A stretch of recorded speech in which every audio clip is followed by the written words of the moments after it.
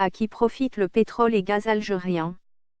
Quand un automobiliste français paye le litre d'essence 1,60 €, plus de 95% va à la France directement en TVA et 90% des 5% du reste vont à des compagnies pétrolières occidentales. Donc l'Algérie ne gagne que 0,5% car elle vend son pétrole brut de haute qualité au même prix que le pire brut au monde.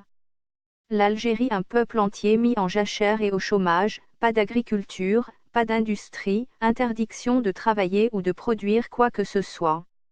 Bureaucratie étouffante et y interdit toute initiative économique. Il y a des impôts, de la TVA mais pas de droits sociaux ni RSA, ni allocations familiales. Le peuple paye des impôts qui vont après en Suisse sur les comptes bancaires des voleurs. Les Algériens n'ont aucune liberté d'importer ou d'exporter, ils ont affaire à des douaniers voleurs et qui oppriment les hommes d'affaires algériens au profit des étrangers ou des généraux. De plus, l'Europe taxe très lourdement les produits algériens, par contre les produits européens eux peuvent entrer en Algérie sans subir beaucoup de taxes.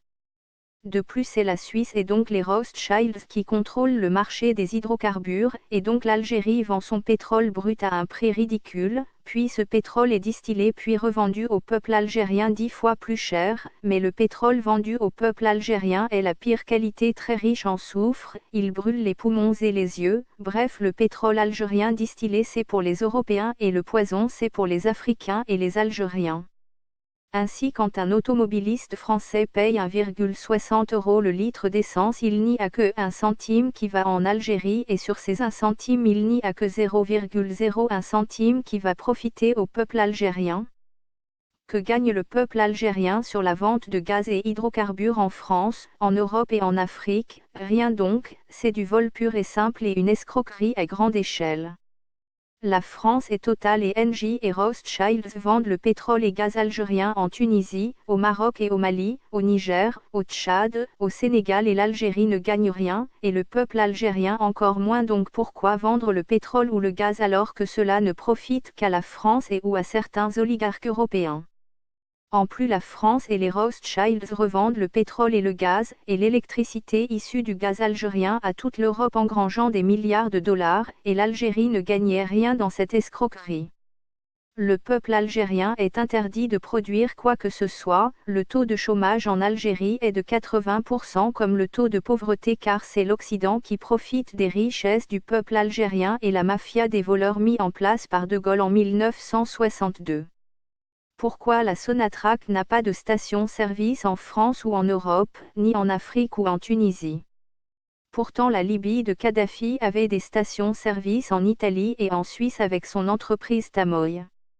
Pourquoi la Sonatrach n'a pas de station-service en Tunisie ou au Sénégal ou au Cameroun, et laisse ce monopole, cet abus de position dominante à Total?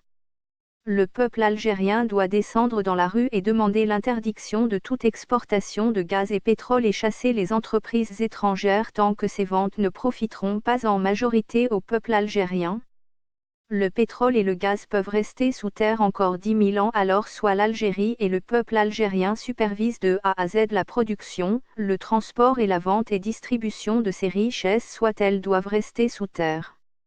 Le peuple algérien doit descendre dans la rue et réclamer non seulement le départ des voleurs et traîtres mis en place par De Gaulle mais aussi pour interdire toute exportation de pétrole et gaz. Même en Tunisie, ce sont des compagnies occidentales qui profitent de la vente de gaz et pétrole algérien au peuple tunisien, la TVA et les bénéfices, tout est reversé à l'étranger, l'Algérie ne profite de rien.